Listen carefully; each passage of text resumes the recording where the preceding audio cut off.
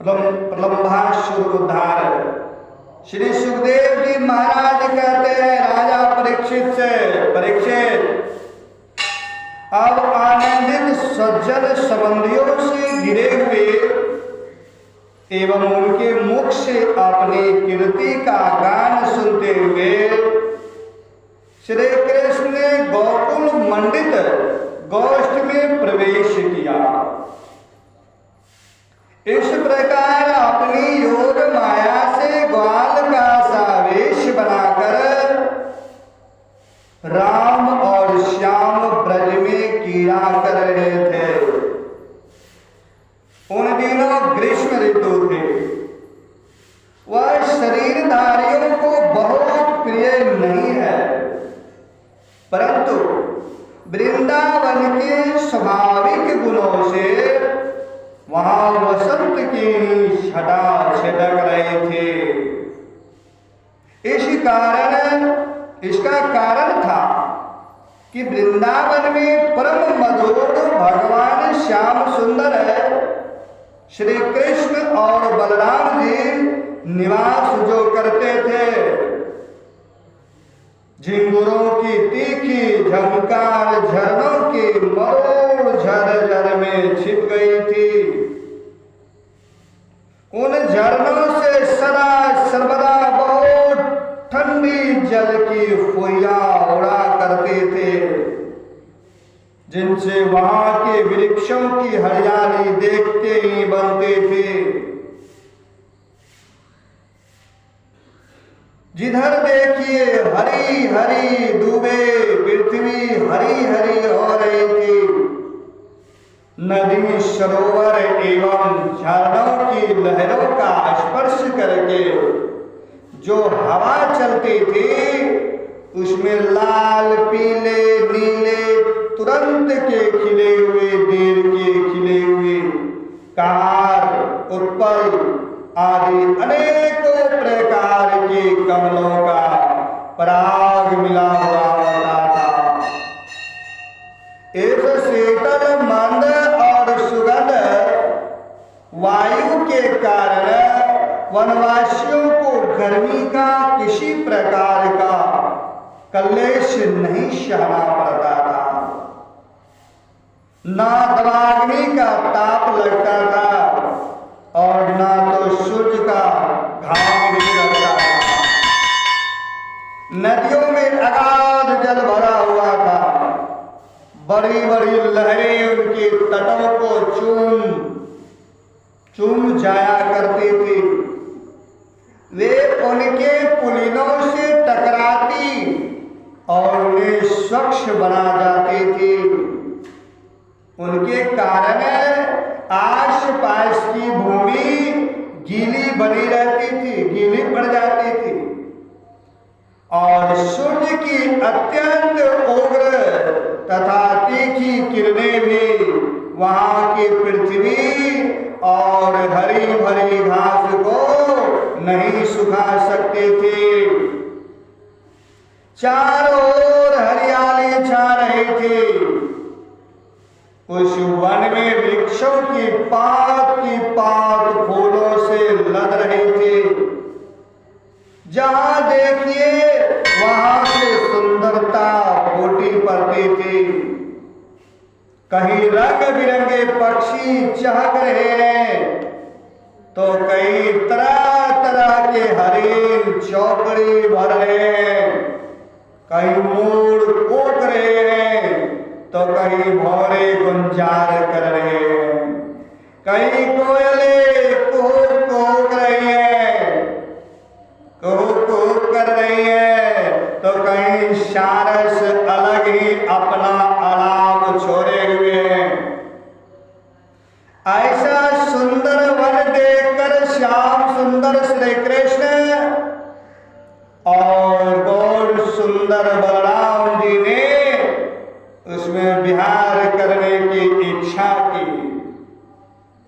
आगे आगे गौएं चली, पीछे पीछे ग्वाल बाल और बीच में अपने बड़े भाई का साथ बांसुरी बजाते हुए श्री कृष्ण।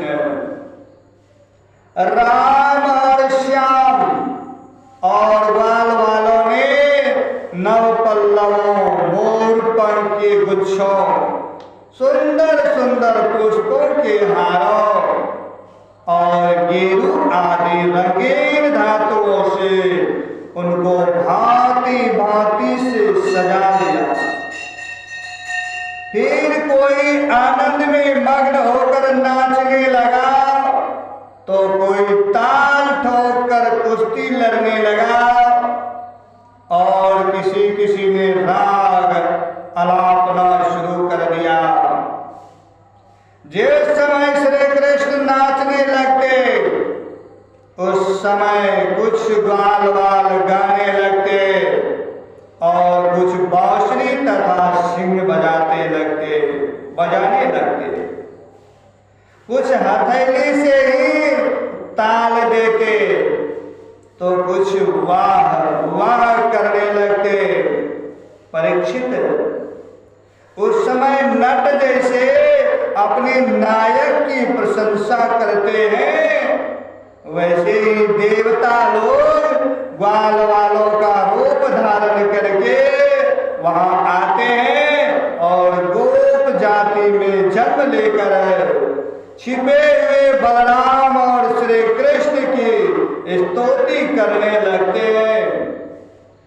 घुंघराली अलकों वाले श्याम और बलराम कभी एक दूसरे का हाथ पकड़कर कुम्हार के चक्की की तरह चक्कर काटते, घुमरी पे परेता खेलते, कभी एक दूसरे से अधिक फांद जाने की इच्छा से कूदते, पूरी डांटते, कभी कहीं होड़ लगाकर ढेले फेंकते तो कभी ताल ठोक ठोक कर रस्सा कशी करते। एक दल दूसरे दल के विपरीत रस्सी पकड़कर खींचता और कभी कहीं एक दूसरे से कुश्ती लड़ते उड़ाते। इस प्रकार तरह तरह के खेल खेलते। कहीं कहीं जब दूसरे ग्वाल वाल नाचने लगते तो श्री कृष्ण और बलराम जी गाते या बांसुरी सिंह आदि बजाते और महाराज कभी कभी वे वाह वाह कहकर उनकी प्रशंसा भी करने लगते।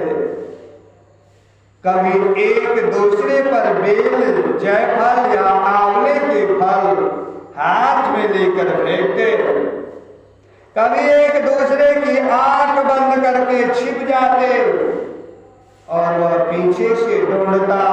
इस प्रकार आंख मिचौनी खेलते।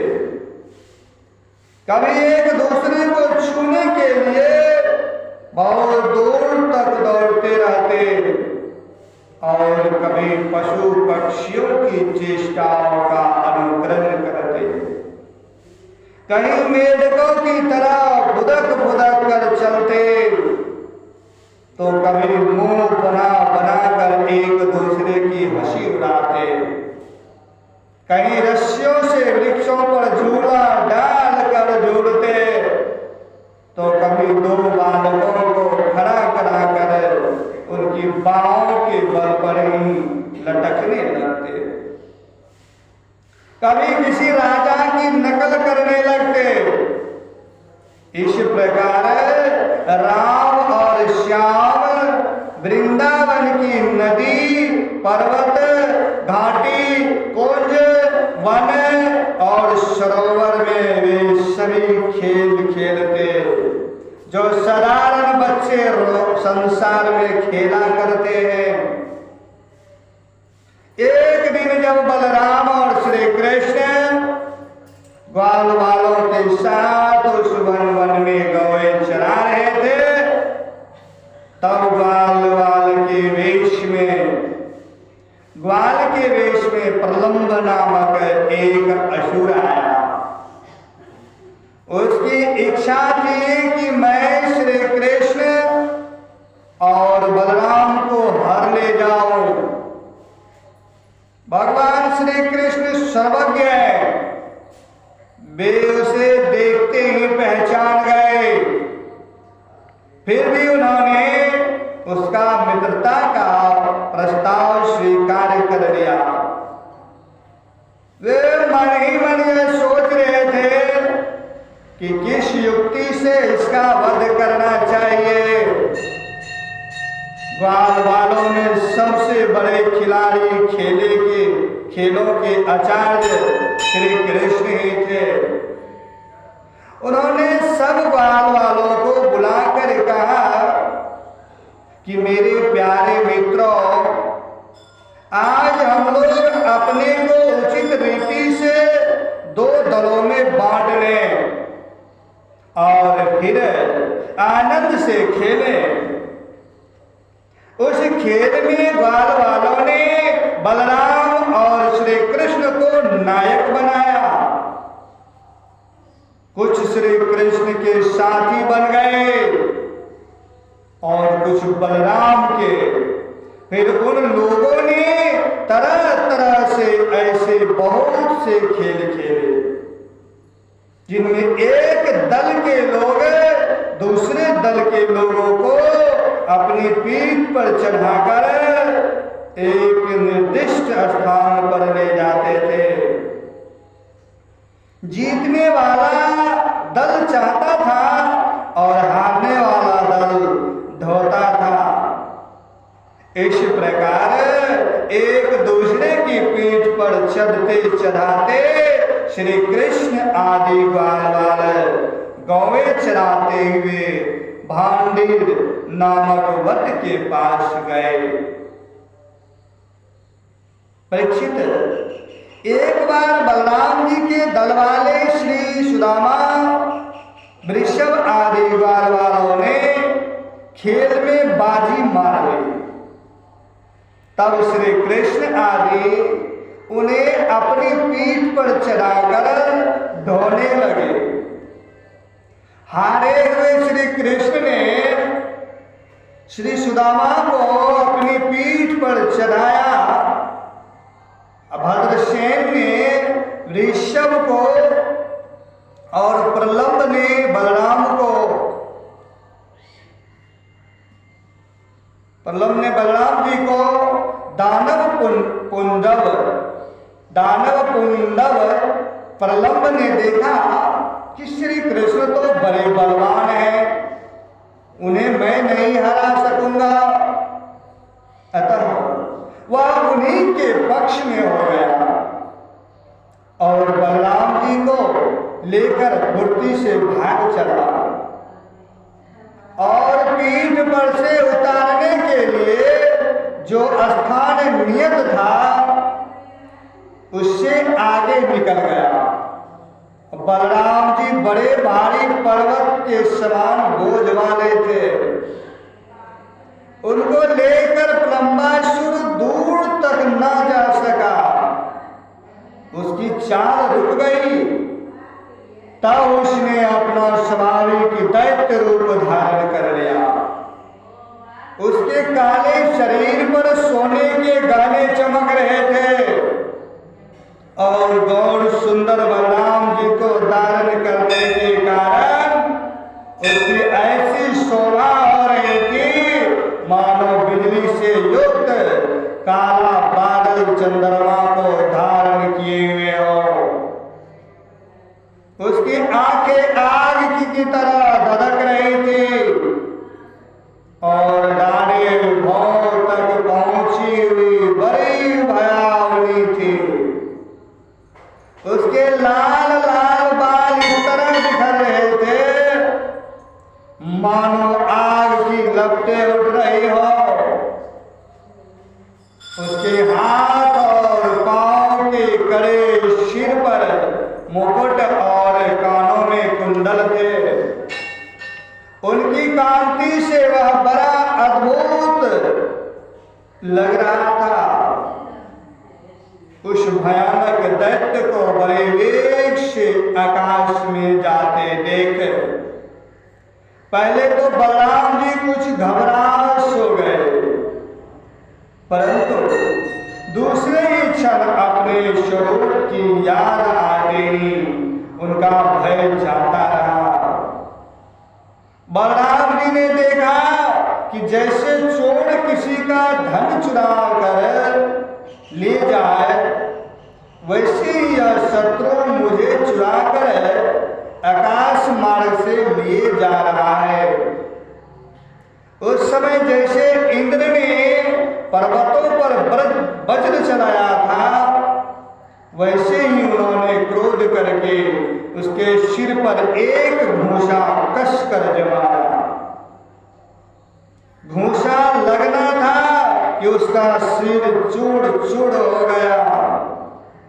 वह मुंह से खून उगलने लगा, चेतना जाती रही और बड़ा भयंकर शब्द करता हुआ इंद्र के द्वारा वज्र से मारे हुए पर्वत के समान वह उसी समय प्राणहीन होकर पृथ्वी पर गिर पड़ा। अब बलराम जी परम बलशाली थे। जब ग्वाल वालों ने देखा कि उन्होंने प्रलंबासुर को मार डाला, तब उनके आश्चर्य की सीमा न रही। वे बार बार वाह वाह करने लगे। ग्वाल वालों का चित्त प्रेम से विहल हो गया। वे उनके लिए शुभ कामनाओं की वर्षा करने लगे और मानो मर कर लौट आया हो, इस भाव से आलिंगन करके प्रशंसा करने लगे। वस्तुतः बलराम जी इसके योग्य ही थे। प्रलंबासुर मूर्तिमान पाप था। उसकी मृत्यु से देवताओं को बड़ा सुख मिला। वे बलराम जी पर फूल बरसाने लगे और बहुत अच्छा किया, बहुत अच्छा किया, इस प्रकार कहकर उनकी प्रशंसा करने लगे। श्यावर रामचंद्र भगवान की जय, वीर हनुमान की जय। मौसम दीन दीनित तुम समान रघुवीर, अस विचारि रघुवंश मणि, हरौ विषम भवभीर। कामिहि नारी प्यारि में, लोभै प्रिय दाम। तिमि रघुनाथ निरंतर, प्रिय लागो मोहि राम। श्री राम जय राम जय जय राम, श्री राम जय राम जय जय राम, श्री राम जय